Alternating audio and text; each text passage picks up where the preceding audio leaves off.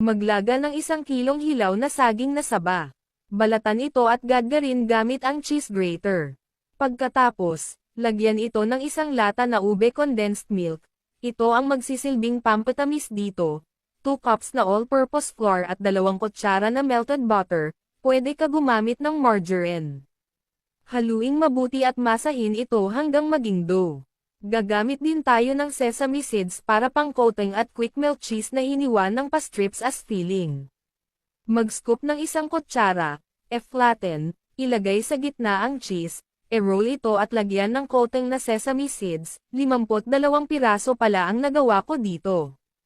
Magpainit ng mantika sa saucepan at e-deep fry ang ube banana cheese rolls by batch, over medium-low heat, hanggang maging golden brown ang sesame. Ganito naman ang gawin mo sa hilaw na saging saba, ubos agad ito sa sobrang sarap.